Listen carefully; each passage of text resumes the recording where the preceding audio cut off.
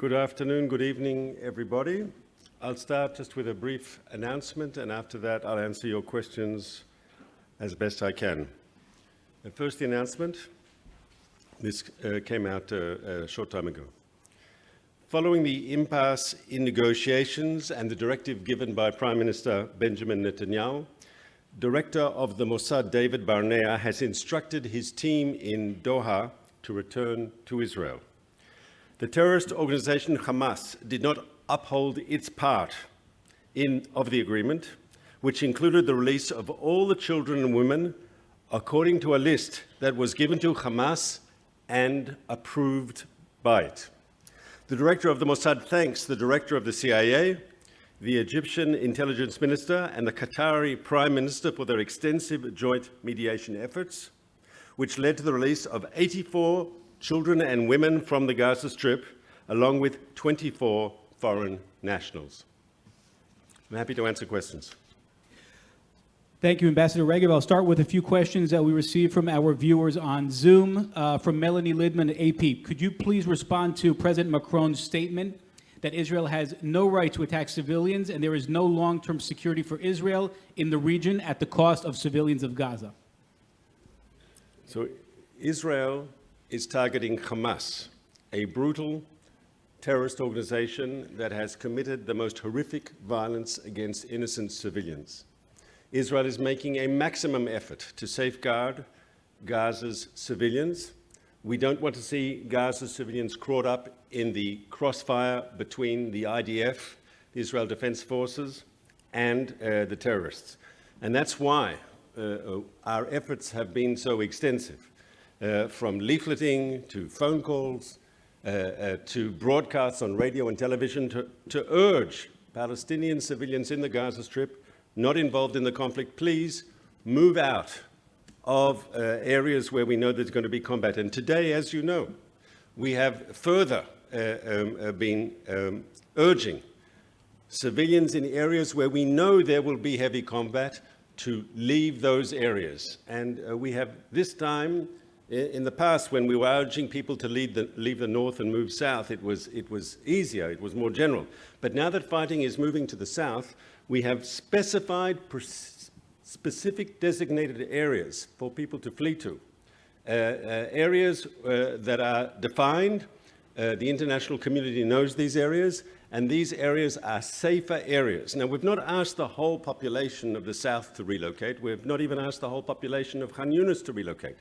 But those neighborhoods, those areas, those specific areas where we know there is going to be heavy combat, we've asked people there to relocate, and we have, as I say, designated specific areas. And we've shared these areas with the international community, with the UN, with other humanitarian organizations, because we urge that in those temporary safer zones, that there be a maximum effort to supply to the people who have relocated there with food, with shelter, with medicine, with field hospitals and so forth.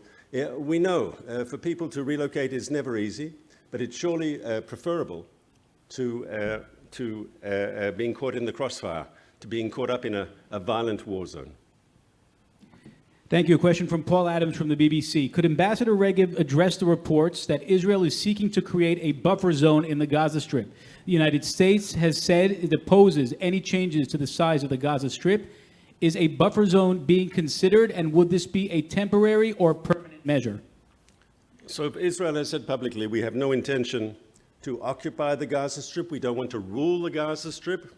We just want to see the end of Hamas rule in Gaza, the destruction of its military machine, and a new reality in Gaza where the Israeli civilians will no longer have to feel the constant threat of Hamas terrorists in Gaza threatening them, of terrorists crossing the frontier in the middle of the night and attempting to butcher their children. I would remind you all that it is Hamas that has said that they would commit the October 7th massacre again and again and again. Their words, not mine. Given the capability, given the opportunity, Hamas would once again butcher our children, behead, burn families alive, machine gun and massacre the young people attending the open-air music festival. This is Hamas. And if they say so publicly, we take them on this level, we take them at their word. They can never again be allowed to attack and kill Israelis. And ultimately, removing Hamas from power, creating a new reality in the Gaza Strip is not only in Israel's interests, but it's in the interests of the Palestinians of Gaza as well, because what has Gaza bought Gazans? What has Hamas bought Gazans in the 16 years it's been ruling the Gaza Strip? What have they given the people of Gaza through their authoritarian rule? Bloodshed, misery, pain, suffering, poverty? Surely the people of Gaza deserve better than this current extremist terrorist cult that runs their lives. Did I answer the question? I think you did. We have another question here from the Korean news agency. We saw reports that humanitarian trucks could not go through the Gaza crossing yesterday. Is Israel blocking the entry, or is it Egypt? So our goal, now that the military operation has resumed, is to pursue Hamas vigorously. We will destroy Hamas's military machine, and we will end their control over the Gaza Strip.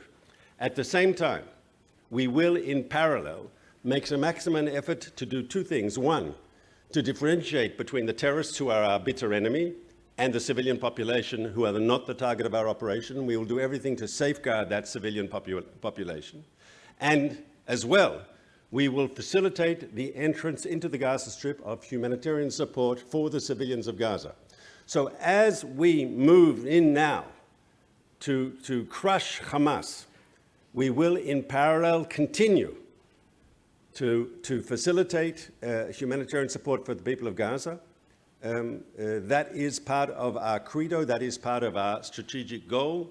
Once again, we will do everything we can to keep Gazan civilians outside of the crossfire between the IDF and the terrorists, and we will do everything to facilitate that population receives water, medicine, food, shelter. And we urge the international humanitarian organizations to be there on the ground, specifically in the designated safer areas where we expect lots of civilians to congregate for an interim period until the fighting is over. Ambassador Regev, I would like to repeat the question of Mr. Paul Adams from the BBC. Perhaps we didn't answer it fully. There are reports that Israel is seeking to create a buffer zone in the Gaza Strip. The United States has said that it opposes any change to the size of the Gaza Strip. Is this buffer zone being considered, and would this be a temporary or permanent measure? So we have spoken that in the framework of the post-conflict relationships, Israel will have to have a security envelope. We can never again allow terrorists to cross the border and butcher our people the way they did on October 7th. And we can't take our eye off the ball. And so in a post-conflict reality, a post-Hamas reality, Israel will maintain for the foreseeable future overall security control. That will be a necessary prerequisite of any post-Hamas reality. Now, if you ask me about a buffer zone, let me be clear. You won't have a situation in the future where you can have Hamas terrorists on the border, directly on the border, positioned just to cross over and kill our people again. There will have to be security arrangements on the ground to prevent that from happening. That is not Israel taking territory from Gaza. On the contrary, that is creating security zones where you have a special situation on the ground which limits the ability of people to enter Israel to kill our people. It's common sense. The Israelis will never stand for a situation that they had until October 7th, where Hamas terrorists are directly on the border and can rush through and kill our people at will. That's not a situation we're going to return to, and there will have to be security arrangements on the ground that prevent that from happening.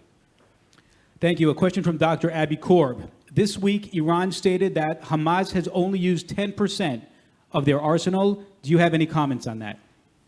I don't want to go into specific numbers, but it's clear Hamas has not yet been defeated. It's clear that Hamas is still launching rockets against Israel. It's clear that Hamas still controls large parts of the Gaza Strip. And we have work ahead of us. And our goal is, once again, the destruction of Hamas's military machine and the end of its political control of the Gaza Strip. Anything short of that is, from our point of view, unacceptable. Israelis simply refused to return to a reality that we had on October 7th in the morning, that a terrorist group committed to killing our people, to butchering our people, to massacring our people, a terrorist group controls an enclave right on our border. No people should have to live with that threat, and the Israeli people refuse to do so. A question from Chloe Cornish. Ambassador Regev, the United Nations and humanitarian agencies have said that there is no safe place in Gaza because fighting has been so widespread. Could you please explain what you mean by safe? So I reject that. First of all, I'd like to hear a little more from the humanitarian agencies about Hamas's, the humanitarian agencies, about Hamas's systematic use of Palestinian civilians as a human shield for its war machine. We were saying consistently, for example, that Hamas is abusing and brutalizing hospitals. And yet none of the humanitarian agencies that I heard of were actually condemning Hamas for doing so. All the condemnation is always pointed in one direction. Yet the Israeli government, the government of the United States, the government of Great Britain, the European Union have all publicly said that Hamas has a strategy of using Gaza's civilians as a human shield for its terror organization. Deliberately, Hamas puts its military infrastructure under civilian neighborhoods, under hospitals, in mosques, in schools, and in the past there have been documented cases where they've even used UN facilities as a shield for their military machine. Now, I reject the comment that there aren't safer places in the Gaza Strip, precisely because we have specifically designated these places. The maps are there. People can see where they are and where people can go to. And once again, we've shared them with the humanitarian organizations as precisely so they can beef up their effort to deal with the civilians who will relocate to these safer areas. Thank you. A question from the floor. Hi, Anat Pell, the Wall Street Journal. Israel shared a map, a grid map. How are you going to implement this? A lot of Palestinians do not have, they have patchy internet. It's a bit hard to understand. And second question, are there still ongoing talks to get fighting aged women and men out of Gaza? In my statement before, our team has come back from Doha. Yes, and do you need me to repeat the statement? The second point was about the grid map. Yes, the people of Gaza know Gaza better than anyone else, and they know the locations. And Israel has been giving the information to the people of Gaza, not in one way, but in numerous ways. We've dropped leaflets, as you know. It's online, through phone calls, through broadcasts, radio and television, and so forth. So the people of Gaza, I believe, do know exactly where they need to go to be safe. And news travels fast. The minute one person hears, it goes to another family, and then to another family, and to another family. The people of Gaza do know where to go to find safety. And the truth is, this Israeli effort, though much criticized sometimes, has been actually very successful. If you look at the situation in the north, where we urged people to move south, the overwhelming majority of the civilian population heeded our advice, voting with their feet, moving south out of harm's way. And the truth is, it's logical. When there is a war, people flee combat zones. It doesn't matter if it's in the Ukraine or in Syria or wherever. People use their common sense and move out of combat zones. And we're urging the people of Gaza to do the same. Unfortunately, Hamas tells them the opposite, because Hamas, because of its strategy of a human shield, of wanting to use civilians, they order civilians to stay in combat zones. There were even documented cases in the north, and we'll have to see what happens now in the south, documented cases in the north where Hamas at gunpoint told people not to leave, not to evacuate zones, areas of fighting. Because Hamas wants to see civilian casualties, because in their warped way, civilian casualties are good for Hamas. They don't care a hoot about the Palestinian civilian population. From their point of view, all Gaza civilians can die on the altar of their crazy extremist agenda. And Israel is making a maximum effort to safeguard Palestinian civilians, and I urge, now in my own voice, Palestinian civilians who are in areas where there is expected to be combat, please, for your own sakes, for your family's sakes, temporarily evacuate to these designated safer zones. It makes sense. Get out of a combat zone. We don't want to see you caught up in the crossfire between the IDF and the terrorists. Hi, Tom, ABC News. Just to follow up on the humanitarian aid trucks, can you clarify why humanitarian aid trucks did not get into Gaza yesterday? Was that logistical security reasons, or was politics in the way? And can you give assurances that those trucks will get in the next 24, 48 hours? I will, because we're committed to the humanitarian, the access of humanitarian trucks. It's possible, and I'm speculating, but because we had an extensive period of a pause, everyone got used, once again, to bringing in the aid when there wasn't fighting. It is more complicated to bring the aid in when combat has resumed. But once again, we are committed to making it happen, and it happened before the pause, and it will happen again now following the pause. And we're committed to making that happen.